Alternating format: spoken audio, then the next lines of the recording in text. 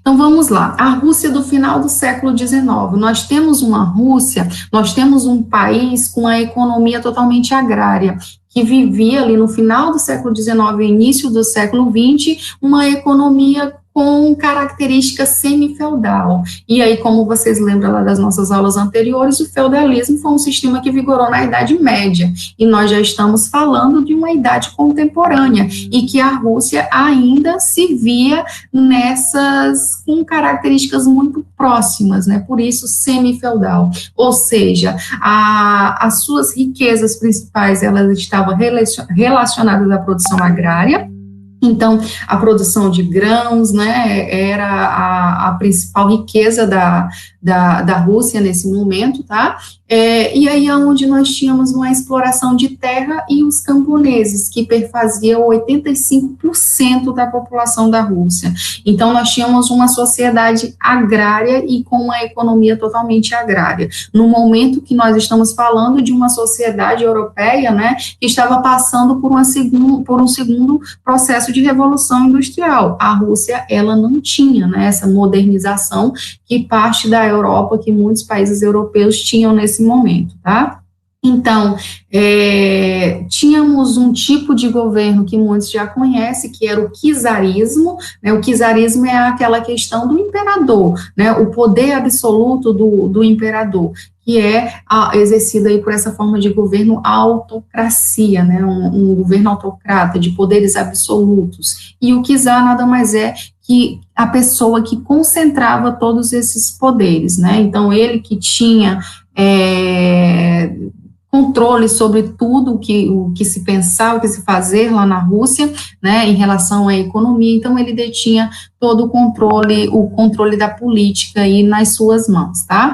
Até mesmo, né, outros setores da sociedade russa, que não era o proletariado, mas a burguesia, né, a parte da aristocracia, tinha participações praticamente irrestritas, né, nem sequer havia participações, e também alguns grupos queriam maior liberdade política nesse momento, tá? Então, a partir do século XIX, né, quando se aboliu essa economia semifeudal, né, então houve essa abolição aí do semifeudalismo, que ainda havia lá na Rússia, se iniciou um processo de modernização na Rússia. E esse processo de modernização é o que eu falei para vocês, com investimentos estrangeiros. Então, nós tínhamos indústrias de outros países, né, e até por esse motivo nós tivemos aí a Rússia lutando ao lado, né, dos países da Entente, aí se vendo obrigada devido aos vários investimentos estrangeiros que a gente tinha dentro do país, nesse processo de modernização aí no final do século XIX. Então, era uma modernização, mas uma modernização incipiente, ainda no seu início, tá?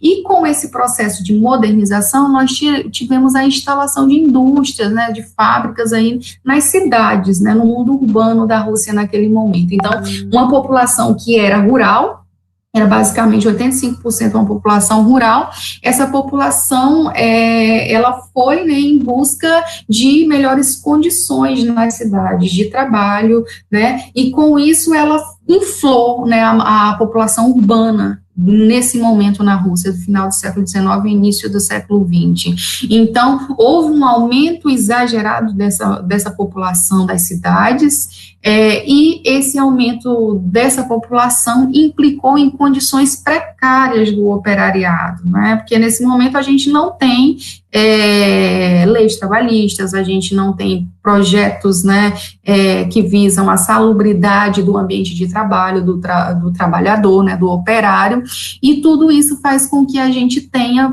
inúmeros movimentos de greves e de revoltas contra essas condições precárias do operariado ali na Rússia. Nós temos aí nesse momento também, né, a partir dessa modernização, a Rússia ainda tendo, mesmo com a abolição do semifeudalismo ali, da questão ali semifeudal, nós temos uma concentração fundiária muito grande na Rússia e uma reivindicação de terras por parte daqueles camponeses que viviam lá quase que na condição dos antigos servos lá da Idade Média, né? Então, ou há uma concentração fundiária na mão de grandes proprietários e, por outra parte, nós temos os camponeses que reivindicam parte dessas terras para poder trabalhar, tá? E com isso, todas essas questões, tanto urbanas quanto rurais, que começaram a surgir finalzinho do século XIX e início do século XX, nós temos um grupo de pessoas, né, claro que agindo na clandestinidade, porque nós temos um governo czarista de poderes absolutos, que não permite, né, outras ideias discordantes. Nós temos um grupo de intelectuais e membros também da classe trabalhadora formando o Partido Operário Social Democrata Russo, pós-DR, tá?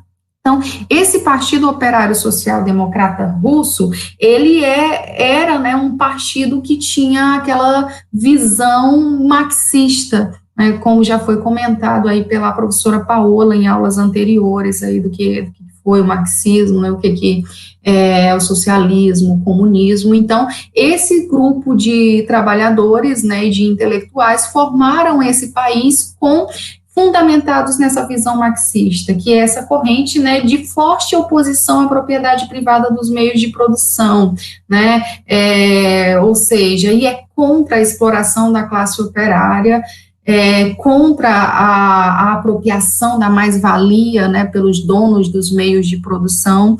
Então, esse partido operário, né, que se fundamenta aí no marxismo, né, na ideologia de Karl Marx, que culminou aí, né, na implantação do socialismo na Rússia.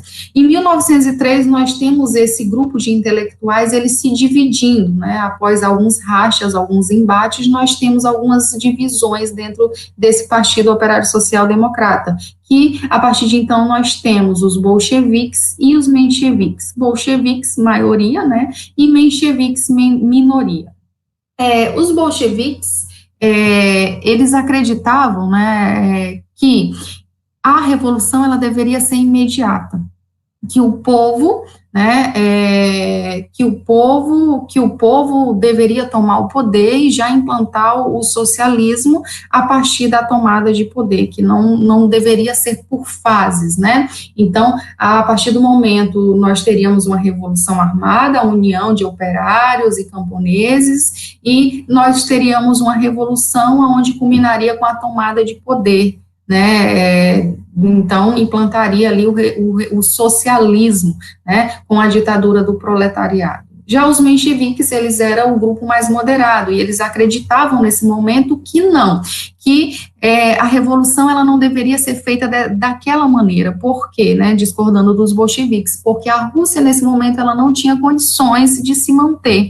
Então, primeiro, os mencheviques, eles acreditavam que haveria que se haver uma aliança com a burguesia, desenvolver as estruturas da Rússia, né, então se tornar um país forte com essa aliança com a burguesia, né, então com a consolidação da indústria e tudo mais, e somente a partir desse momento, onde a Rússia já estaria desenvolvida, que a revolução socialista, o modelo socialista, ele seria implantado. Então, eles divergiam nesse posicionamento, tá? Então, nós temos uma Rússia, né, nesse momento, com um governo czarista, com problemas urbanos oriundos da industrialização e da modernização tardia, uma concentração fundiária muito grande e com grupos surgindo para contestar, né, essa sociedade, ok? E dentro desse próprio grupo, divisões. E só lembrando, esses grupos eram grupos clandestinos, ok? E mais uma outra coisa, nós tivemos também na Rússia, né, algumas guerras, antes mesmo da Primeira Guerra Mundial, que fez com que abalasse a economia russa, tá? Então, aqui no próximo slide, a gente já vai falar um pouquinho sobre 1905. então, que é conhecido na história como o ensaio geral, ou seja, foi um momento, né, a Revolução não ocorreu só em 1917, houveram aí momentos anteriores também, que culminaram aí nessa Revolução. Então, vamos entender um pouquinho desse contexto anterior. O ensaio geral, que é a Revolução de 1905, conhecido como o ensaio geral, né, então já foi um levante contra o governo czarista, e nós tivemos aí algumas coisas importantes, resultantes aí desse ensaio geral de 1905, tá? Por que ocorreu aí esse evento em 1905, que ficou conhecido posteriormente como o ensaio para a Grande Revolução de 1917? Como falamos anteriormente, a Rússia, ela se envolveu em guerras, né, de conquistas de territórios, né, e existia muito essa questão, né, de territórios desses países naquela época, então tanto o Japão, tanto a Primeira Guerra foram motivadas também por essa questão imperialista, tá, um dos motivos também, né, então a Rússia também, nesse momento aí, nesse contexto, a gente teve a Rússia disputando também alguns territórios com o Japão, né, nesse contexto aí de 1905, a Rússia, ela sofre uma dura derrota para o Japão nessa corrida imperialista, e essa derrota para o Japão vai fazer com que a crise, que já não era pouca dentro da Rússia, ela se agrave, né, então é uma crise econômica e social que vai tomar uma propagação muito maior, então várias pessoas revoltadas, muita gente passando fome, porque muito do recurso que tinha dentro da Rússia, o czar investiu na guerra, né, então vai fazer com que várias revoltas, né, nos setores populares da sociedade eclodam nesse momento, né, entre camponeses, entre operários, até mesmo entre soldados e a marinha nesse momento, tá? E aí nós tivemos um evento em 1905, desse ensaio geral, que é conhecido como Domingo Sangrento, que foi, em meio a essas revoltas, esses grupos se mobilizaram, né, e foram para uma, digamos que, uma mobilização, né, através de uma mobilização de caráter pacífico, né, em nenhum momento essa mobilização foi utilizado o armamento por parte dessas pessoas que se mobilizaram. Então, eles foram contestar a situação, o governo e tudo o que se estava passando na Rússia naquele momento. Então, em frente, né, ao Palácio Czarista, né, o símbolo ali do imperialismo russo. Então, a partir desse momento, o czar, ele age de forma repressiva e violenta, e isso fez com que esse episódio ficasse conhecido como o Domingo Sangrento, onde, a partir desse momento, onde as pessoas estavam contestando sobre a condição econômica e social, sobre a crise que estava ocorrendo ali, o czar, ele mandou, né, com que os seus exércitos matassem pessoas que estavam ali de forma pacífica. Então, muitas vidas, centenas de vidas foram perdidas no Domingo Sangrento, né, e nesse momento a gente tem ali uma forma repressiva, né, desse governo autocrático que nós tínhamos até nesse momento. Mas, por outro lado também, a partir desse ensaio geral, né, desse Domingo Sangrento, nós tivemos aí o czar, ele dando uma certa abertura no primeiro momento, que foi a abertura da Duma, que era uma espécie de assembleia. Então, num primeiro momento, para conter os ânimos, ele falou, não, eu vou abrir aqui, né, vou montar a Assembleia, vamos fazer uma Constituição, eu não vou mais governar de forma autocrática, né, vamos ter uma Constituição, então, com isso, eu vou deixar com que tenhamos uma Assembleia, eu vou convocar uma Assembleia, né, algumas pessoas foram eleitas aí para a composição dessa Assembleia. Tá? É claro que essa estratégia dele foi somente num primeiro momento, depois que ele controla todo o movimento, ele acabou governando ainda seguindo os princípios autoritaristas, ele dissolveu, né, até porque ele ainda tinha, mesmo com a Duma, ele ainda tinha poderes de dissolver a Duma, então, no momento que ele controlou a situação e os ânimos na Rússia, ele começou a seguir, dissolve a Duma e começa a seguir todo o seu autoritarismo de novo, ok? Mas também nesse momento aí desse ensaio geral, nós tivemos aí a consolidação dos sovietes, que é muito importante durante todo o processo aí que envolve a Revolução Russa. Quem eram os sovietes na Rússia?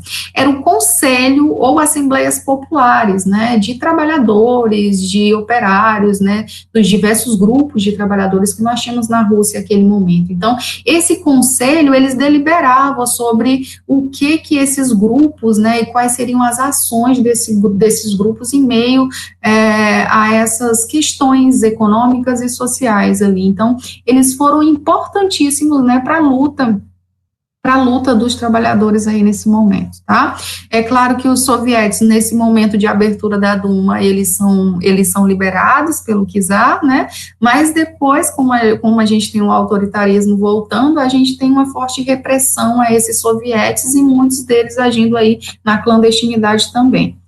E aí, então, o ensaio geral foi isso, tá, gente? Geralmente nós vemos aí o que foi o ensaio geral relacionado, mas é basicamente isso. É um momento antes da Revolução de 1917, que também foi algo, né, de manifestação contra a crise econômica e social por parte da sociedade. Não derrubou o czar, não derrubou o czarismo, né? Mas serviu para a gente ter um processo inicial de abertura e depois de fechamento, e os sovietes ali, eles ganharam uma grande representatividade, eles se consolidaram ali a partir desse momento, eles entenderam que era necessário, e mesmo sendo clandestinos depois, esses conselhos, eles existiram e foram muito importantes aí na luta dos trabalhadores. Vamos para o contexto de 1914 a 1917. Então, após controlar todo esse movimento, o czar ele segue governando com esse autoritarismo a Rússia, até esse momento de 1914 a 1917, quando a Rússia, né, ao lado da Entente, então ela declara guerra aí à Tríplice Aliança, né, Itália, Alemanha, Império Austro-Húngaro, e o que nós tivemos? Nós tivemos uma Rússia, como eu falei, sem condições de estar na guerra, então isso culminou em várias derrotas em campo de batalha, tá? E tendo a sua situação social agravada, muita fome, vários soldados desertores, e isso vai culminar com a queda do czarismo, porque, mais uma vez, os ânimos populacionais, eles vão se inflarem, né, em meio à crise econômica e social oriundas da participação da Rússia na guerra, e isso tudo vai culminar na queda do czarismo e a implantação de um governo provisório pela Duma. Então, a Duma, que havia sido fechada, ela é novamente reativada, e o próprio czar, ele se vê obrigado, né, a abdicar ali do poder absoluto, e com isso nós temos aí a Revolução Menchevique, que é a de fevereiro de 1917. Então, mencheviques, como vocês lembram lá atrás, os mencheviques eram a minoria, que acreditavam que deveria se haver primeiro uma aliança com a burguesia, consolidar o capitalismo, para só depois, né, porque daí a Rússia mudaria a sua situação econômica, né, para só depois, né, nós implantarmos ali naquele momento o socialismo, discordando dos bolcheviques, tá? Então, quais foram esse governo mencheviques? Muitos deles, né, eram oriundos a pessoas que estavam ali perto do czar anteriormente também, tá? Então, nós tivemos algumas alterações com a implantação com a Revolução Menchevique, com a implantação desse novo governo após a queda do czarismo, né? Libertação de presos políticos, planos para uma Assembleia Constituinte, né, que tinha sido frustrada já antes, né?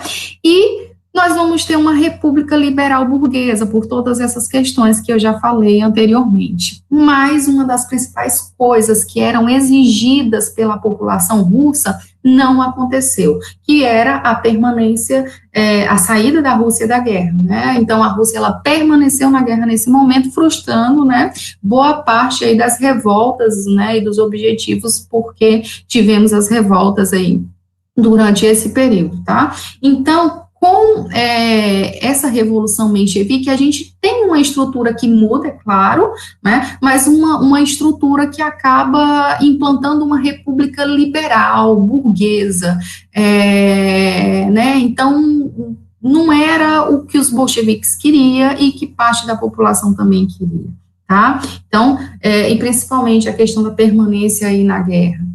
Então, foi um fator muito importante para que os movimentos revoltosos da Rússia, tá? Mas, no primeiro momento, nós temos esse governo provisório de 1917, composto por lideranças mencheviques. A partir de 1917, nós temos o retorno de Lenin, né? Lenin era o líder do partido bolchevique, e ele estava em exílio naquele momento devido às suas ideias, né, ser bastante radicais, e aí ele estava no exílio, e com a chegada dos mencheviques ao poder, que houve a libertação dos presos políticos, né, então houve mais uma abertura, o Lenin, ele retorna para a Rússia naquele momento, e ele chega com as famosas teses de abril. O que eram essas teses de abril? Com os mencheviques, a Rússia mudou muita coisa, claro, mas não mudou o que era essencial para aquela sociedade que estava na luta, né? Então, o que eles queriam? Eles queriam paz, né? Que a Rússia saísse da guerra porque não tinha condições de ficar, de permanecer. Eles queriam parar de passar fome, porque era isso que estava acontecendo na Rússia naquele momento, e eles queriam divisão de terras, porque havia uma forte concentração de terra na mão das pessoas ali. Por todo o cenário semifeudal, de estrutura semifeudal que a Rússia vivia até um tempo atrás. E os sovietes também, que eram esses conselhos ou assembleias populares, eles também queriam que os seus poderes aumentassem, tá, nesse momento. Então, o Lenin, ele chega com um discurso de paz, pão e terra, e todo o poder aos sovietes, né? Então, com essas teses de abril, onde ele propõe a fazer isso, né, na Rússia, nós temos aí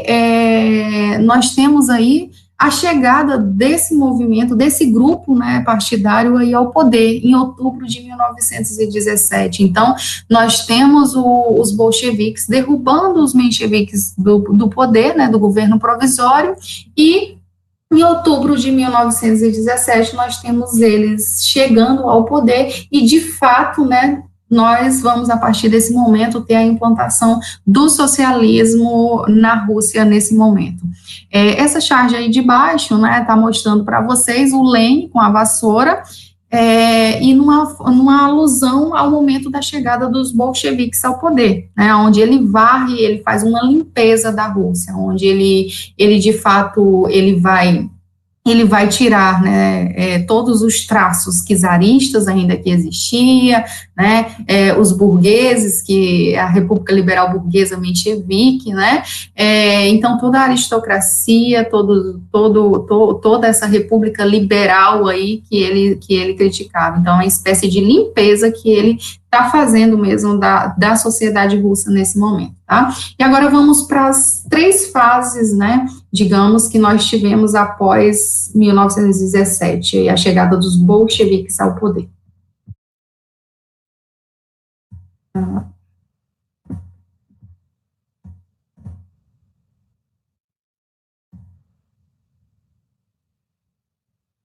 Ok, então a Revolução Bolchevique em 1917, como já comentei lá atrás, ela definitivamente instala o socialismo na Rússia.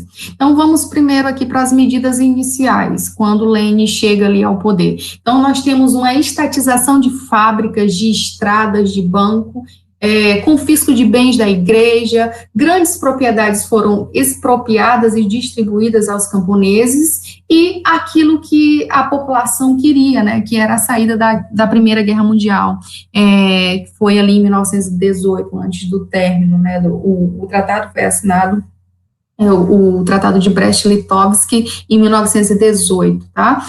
Acabou que, com a saída da Primeira Guerra, nós temos o socialismo sendo implantado, né? Então, com o Estado tomando de conta da iniciativa privada, né, com as grandes propriedades sendo expropriadas e distribuídas aos camponeses nesse momento, a gente tem características de um Estado socialista sendo implantado a partir desse momento, tá? Mas ainda continuávamos dentro da Rússia, né, tendo dois grupos, né? E esses dois grupos fez com que aflorasse uma guerra civil, e essa guerra civil ocorreu dentro da Rússia de 1918 até 1921, que foi o enfrentamento do Exército Vermelho e do Exército Branco, como é conhecido na história, ok? Esse enfrentamento, essa guerra civil que ocorreu aí nesse momento, fez com que algumas ações, né, adotadas pelo Lenin, nesse momento, elas fossem transformadas, que é o que ficou conhecido como a adoção do comunismo de guerra. Então, nós tivemos aí algumas medidas autoritárias nesse momento, e simplesmente porque a Rússia já era um país que vinha num atraso muito grande, não tinha condições econômicas, tanto é que a saída da guerra era justamente por isso, né? E então, a partir desse momento de implantação do socialismo, né, de estatização aí das fábricas de estrada, de todas as indústrias que era de capital internacional, né, elas foram estatizadas, foram nacionalizadas nesse momento, tá?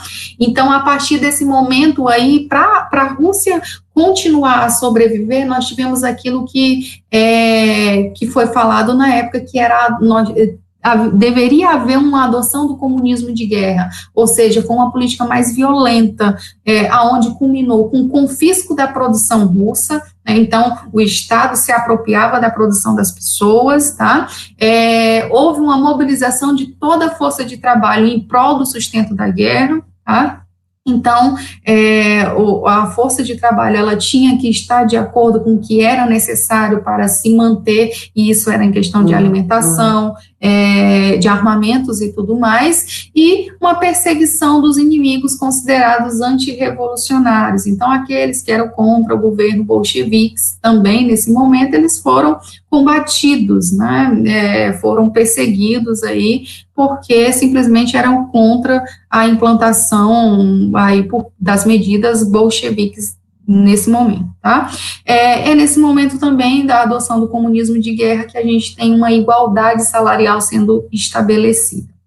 Após o fim da Guerra Civil em 1921, nós temos a nova política econômica, que é a NEP. Então, de 1921 a 1928, nós temos uma nova política econômica, né? Então, e o que é essa NEP? Nós temos traços de um Estado capitalista dentro dessa economia que estava tentando se consolidar, mas que teve que ser adotada em princípios capitalistas dentro dessa economia, por justamente a Rússia ter passado por essa guerra, né, onde culminou em várias perdas econômicas, ou seja, já era uma sociedade que vinha abalada em meio à crise econômica e social. Com a guerra, isso só se intensificou. Então, a NEP foi uma tentativa de reorganizar a economia. E o que ocorreu? Houve uma restauração parcial da iniciativa privada, né? Então, nesse momento, voltou de novo a suspensão do confisco da produção, não houve mais o confisco como houve lá na época do comunismo de guerra, tá? Houve o restabelecimento da distinção salarial também, e um parcial, é claro que não é total, retorno da economia de mercado, né, da livre concorrência. Então, houve a possibilidade da iniciativa privada, claro que tinha que passar pela supervisão do governo nesse momento, tá? Mas nós tivemos aí um parcial retorno dessa economia de mercado que é caracterizada pela livre concorrência. Então, pequenos negócios de iniciativa privada voltaram a ter permissão de funcionamento nessa política política econômica adotada, nova política econômica adotada por Lenin. E um incentivo à entrada de capital estrangeiro, que não teve êxito, né, porque ninguém queria investir na Rússia nesse momento, sendo que as antigas empresas que haviam lá, de outras nações, haviam sido nacionalizadas como uma das medidas iniciais do governo bolchevique, tá? Esse retorno, né, à economia de mercado, né, um parcial retorno dessa iniciativa privada, era justificado pelo Lenin nesse momento que era necessário dar um passo atrás para poder dar 2 passos à frente, tá? Então, esse momento, né, da nova política econômica é um momento onde nós temos um retorno parcial da economia de mercado dentro da Rússia, e simplesmente numa tentativa de se estruturar a economia que havia sido arrasada na guerra, na Primeira Guerra, na Guerra Civil, e estava arruinada. Então, nesse momento, eles acreditavam que deveria dar um passo atrás para, no futuro, dar 2 passos à frente. Isso era o que ele falava, né? Nós tivemos como resultado dessa política uma recuperação parcial da economia. No entanto, né, o centralismo do governo, ele é bem observado aí nesse momento, tá? Depois nós temos uma outra fase dentro dessa revolução, que é a morte de Lenin, tá? E a disputa de poder que nós tivemos ali entre 2 líderes, o Trotsky e o Stalin. Tá? Então, eram 2 líderes do Partido Comunista, e só relembrando, né, nós depois tivemos os bolcheviques se transformando no Partido Comunista Russo, tá? Então, era um partido único que nós tivemos ali naquele momento, tanto Trotsky quanto Stalin, eles faziam parte desse Partido Comunista e eram pessoas próximas a Lenin. A Lenin acabou falecendo em 1924, e aí nós temos uma disputa entre essas 2 pessoas, o Trotsky e o Stalin. Qual era a diferença principal entre o Trotsky e o Stalin, né? Enfim, a grande diferença entre esses 2 era em como eles viam o processo revolucionário. Trotsky acreditava que a revolução ela deveria ser espalhada mundialmente, né? Antes mesmo de ser consolidado o socialismo na Rússia, ela deveria ser espalhada mundialmente, né? Para que outras nações aderissem ao modelo socialista também, tá? E Stalin via de forma diferente. Stalin, naquele momento, ele acreditava que ela deveria ser consolidada dentro da Rússia, para só depois alcançar em outros países, né? Ser propagada para outros locais. Nesse contexto, né, dentro do Partido Comunista, quem acaba se saindo vitorioso é Stalin, tá? Então, nessa disputa de poder, nós temos Stalin governando até, né, 1953, quando é o ano da morte dele. E aí nós temos, digamos que a nova política econômica do Lenin, que havia sido adotada, ela começa a ser reestruturada, e como nova política econômica, nós temos os planos quinquenais, né, os famosos planos quinquenais do Stalin, tá? Então, esses planos quinquenais, eles tinham o objetivo de modernizar e industrializar a União Soviética, né? E aí, só lembrando, a Rússia, né, o Império Russo, ele, em 1922, ele se transformou na União das Repúblicas Socialistas Soviéticas, tá?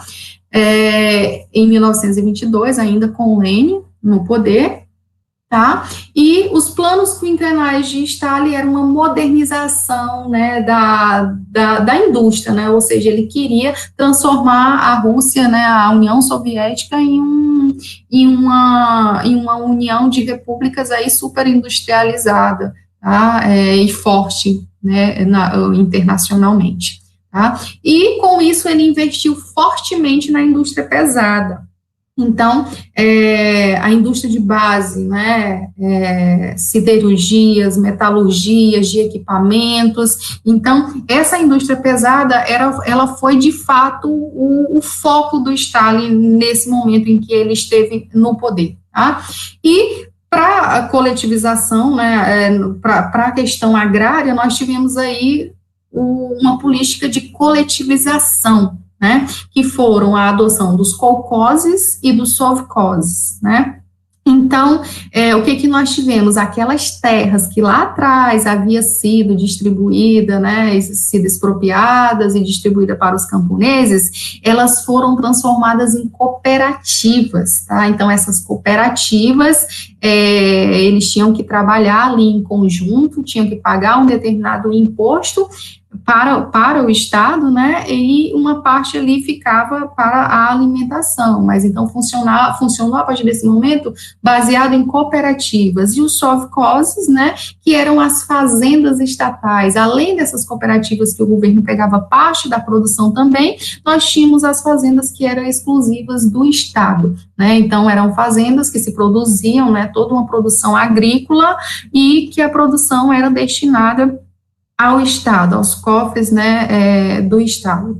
Quais foram os resultados dessas políticas aí do Estado? Nós tivemos um crescimento da indústria de base, tá? Tivemos um leve de bens de consumo, ela não foi tão evidente, né? Mas um forte crescimento, principalmente aí dessas indústrias de base, né? Então, nós tivemos aí a Rússia, né, a União Soviética, ela se consolidando aí com as suas indústrias de base, né, de armamentos, bélicas também, né, as siderurgias, a metalurgia, ela se tornou um parâmetro aí a nível mundial ao crescimento industrial aí nesse momento, tá? E com isso também, né, nós temos também uma outra face de Stalin, que não só foi importante devido a reestruturar a economia da Rússia com os seus novos planos, né, mas para que isso tudo fosse possível, nós tivemos aí um totalitarismo stalinista, que é o que ficou conhecido depois nesse governo de Stalin, uma centralização do poder. Ele teve um rígido controle do Partido Comunista, então os sovietes, que era para ter participação antes, lá nas ideias iniciais, eles não tinham, né, então o controle era simplesmente pelo Stalin, por um grupo lá de funcionários, né, e de pessoas desse Partido Comunista, tá? Então, foi um movimento de terror, né, de controle, de censura e de expurgos, né? Então, nós temos nesse momento também do governo de Stalin os expurgos de Moscou, onde nós tivemos, quase não se fala, mas nós tivemos campos de concentração, onde as pessoas contrárias ao modelo, né, ao modelo de política e adotado pelo Stalin, eles eram mandados, né, enviados, então lá eles eram submetidos a trabalhos forçados e ficavam lá até morrer. Então nós tivemos campos de concentração também do lado da União Soviética e liderados por Stalin. Então ele foi um ditador, um sanguinário também, né, ele está ao lado do Hitler, aí, como os figurões, né, mais sanguinários do século XX, tá? Então, gente, o que nós temos como visão geral? Nós temos uma Rússia que derrubou um regime autocrático, nós temos tentativas de implantação de um socialismo, que no fundo, né, as ideias elas são boas, infelizmente elas não foram implantadas, né, não culminou no comunismo, como era o que se pretendia, né, não se passou nem do socialismo, tá, porque o Estado ele sempre existiu aí durante esse processo. Então, nós tivemos a derrubada do czarismo, tentativas para se implantar um socialismo na Rússia, e nessas tentativas nós tivemos momentos em que o Estado ele controlou, né, houve a estatização, confisco de propriedade, distribuição, né, mas também nós tivemos tentativas de reestruturação devido a várias guerras. Então nós tivemos a adoção de livre concorrência lá no Lenin, né, da NEP, então parcial retorno da economia de mercado. E após, né, a chegada do Stalin, a União Soviética, de fato, ela vai se caminhar para uma grande potência, principalmente porque ele desenvolve, né, isso aí a gente tem que mencionar muito bem, ele desenvolve muito bem as indústrias, né, nós também temos que mencionar que a educação Na Rússia, nesse momento, na União Soviética como um todo, nesse momento, ela sofreu várias mudanças, né, o acesso, ele foi facilitado, mas é claro que também ele restringia muita gente ainda nesse momento, porque quem participava, principalmente dessa questão de ter mais acesso à educação, mais acesso à saúde, com muitos mais médicos naquele momento, era uma classe, né, uma classe que se fosse nos moldes do socialismo não era para existir, né? Todo era para ser igual, tudo era para ser dividido, todo mundo ter os mesmos direitos e tudo mais. Mas a partir desse momento nós temos uma classe de funcionários, né? Que é a burocracia russa, né? Ou seja, uma classe de funcionários denominada nomenclatura. Então, essa classe de funcionários, elas eram responsáveis, né, pelas decisões juntamente com o Estado e por privilégios que sempre teve aí a partir dessa Revolução Russa, tá? Então, não se implantou, houve tentativas de se implantar o socialismo, houve ações indo a esse sentido, mas nós não tivemos um Estado que tendeu, né, para um socialismo, e sim para um regime totalitarista após, né, com medidas socialistas, mas com características também totalitárias.